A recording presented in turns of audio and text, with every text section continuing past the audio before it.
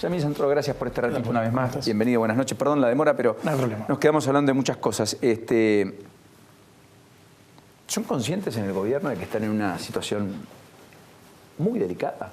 Bueno, creo que todos los argentinos somos conscientes que estamos en una situación muy delicada. Sí, pero el resorte de las reformas o de poder cambiar o mejorar la situación la tiene el gobierno. Absolutamente. Y ahí, vale decirlo, el gobierno tenía dos caminos sobre cómo resolver, si se quiere, la cuestión macroeconómica heredada. Uno era por una, si se quiere, vía de ajuste, que podría quizás haber elegido una vía como la que optó el peronismo con Remes-Lenikov, hacer una devaluación del 230%, apenas asumir, llevar el tipo de cambio a 50 pesos y que ahí el país pasara 6 meses, un año de recesión y luego salir a flote, o el gradualismo, que implicaba asumir una serie de riesgos, presuponer que ciertas variables iban a acompañar y que buscaba generar el menor nivel de tensión social y de costos sociales posibles.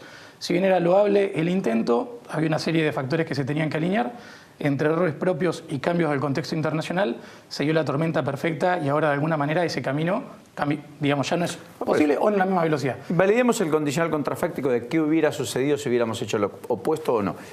Hoy, ¿qué hacemos? Porque así la situación es muy delicada, usted vio los datos. Absolutamente, y ahí hay dos caminos que hay que encarar en simultáneo de manera responsable. De alguna manera lo que planteaba Ortelli sobre lo que se viene conversando en la Casa Rosada apunta a uno de los dos ejes, que es resolver el problema del déficit fiscal. Lo que se busca hacia el año que viene es reducir 1,7 puntos el déficit fiscal.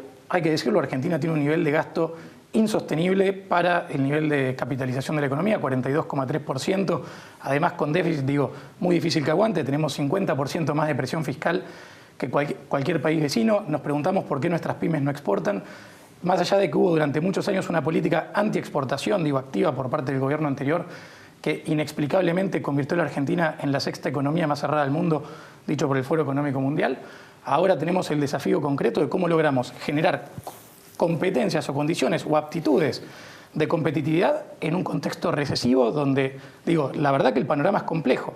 Ahora, una vía es bajar el déficit fiscal con los costos que eso trae en términos de salario real, en términos de nivel de actividad, que es un problema. Pero la válvula de escape, y que creo que deberíamos estar todos discutiendo cómo lograr, si se quiere aceitar ese eje, es el de las exportaciones. Hoy Argentina tiene una posibilidad fenomenal de reinsertarse en el mundo de manera ágil. El gobierno está haciendo mucho para que eso pase. Hay un problema real que es que las competencias, la cultura, la gimnasia en las pymes no se desarrolla de un día para el otro. Y más si tenés problemas de financiamiento, más con las facturas, es un contexto complejo. Pero la verdad es que hoy lo que puede sacar a la Argentina adelante es llevar a las pymes argentinas al mundo. Otra, mi humilde opinión, como liberal, abogado no economista, pero que algo de economía estudiado, creo que es por ese lado. Hablando de liberal, es el hombre que ha propuesto regular Uber, que mañana abre su oficina, Paola, en Mendoza, que es la primera provincia que reguló Uber, ¿no? Y también Cabify. En la ciudad está lejos, porque usted es de Cambiemos, pero Rodríguez Larreta parece en una alianza monolítica con los taxis, que este debate no lo da, o con el sindicato de peones de taxis. Bueno, a ver, el gobierno de la Ciudad de Buenos Aires se ha puesto en una posición, a mi entender, no concordante con lo que la legislación vigente plantea, lo cual no quita que como, operador jurídico entiendo que cada uno puede tener una interpretación distinta del derecho, pero en cualquier caso, tanto si consideramos que es legal como ratificó la Corte Suprema, al por lo menos plantear que no es delito. Más allá del tecnicismo por el cual desestimó, claro, no es delito. No se pronunció sobre el fondo de la cuestión. No, está bien, pero a veces ese es un recurso que suele utilizar la Corte para fallar sobre una cuestión sin fallar sobre una cuestión. La Corte en ese sentido es muy hábil de sacarle el fondo de la cola cuestión a la jeringa. Todavía no está resuelto. Pero eso no quita que haya una cuestión después a nivel local que hay que resolver sobre si es contravención o no y cómo se reglamenta en todo caso. Creo que es inexplicable que hasta este momento el gobierno de la Ciudad de Buenos Aires, tanto el órgano legislativo como el ejecutivo, no hayan avanzado en una legislación que después podemos discutir si es más liberal, más restrictiva. Pero es una locura, con más de 3 años de operación, 35.000 usuarios, 35.000 choferes, 400.000 usuarios, que no tengamos una legislación que cuide a los usuarios y garantice condiciones de competencia razonable también para taxistas y remiseros. Porque que hoy por hoy Uber pueda funcionar, a mi entender, legalmente, pero sin un marco regulatorio específico, le da ciertas ventajas competitivas frente al resto de los actores que le está permitiendo crecer a escalas fenomenales. Entonces, contrario a lo que creen los taxistas, este esquema de cosas beneficia fundamentalmente a Uber. Sin contar lo que se deja recaudar, ¿no? Además, claro, que bien le vendía a los gobiernos. Sin contar lo que se deja recaudar. Sí. Yo creo que son temas que no tienen vuelta. Hay que buscarle la forma para que esto se instrumente tomo la experiencia brasilera, donde el consumidor se benefició totalmente con el uso, no de Uber, sí. Después por ciudades. Polémica hubo, ¿no? Porque en San Muchísimo. Pablo ocurrió lo mismo. Movilizaciones tremendas. No querían, se le pegaban, los taxistas iban, rompían los coches de Uber, algo bastante parecido, pero a partir del momento que se instrumentó el hecho de agregar un impuesto, y es un impuesto elevado inclusive, y es un impuesto que de acuerdo a la bandera que usa Uber también va agregando valores sobre los impuestos a pagar, generó que se aumente también el valor de la prestación y no quedaba tan lejos del taxi. Y se benefició mucho el consumidor. Para cerrar la cuestión, nosotros presentamos un proyecto de ley en la legislatura que lo metimos mediante iniciativa popular, así que ahora estamos juntando 40.000 firmas para que el proyecto tome estado parlamentario. Así que es una posibilidad que se regule en no tanto tiempo en la Ciudad de Buenos Aires. Otro Santoro, dirigente de la ciudad, Leandro, ha planteado un proyecto de ley que no discutió hoy la legislatura, que algún día lo va a tener que discutir quizás, y que tiene que ver con qué hacemos con las empresas que pagaron coimas y se jactan de haber pagado coimas. ¿Las dejamos seguir siendo activas partícipes de la obra pública porque entendemos que son los empresarios los que pagaron, pero las empresas no?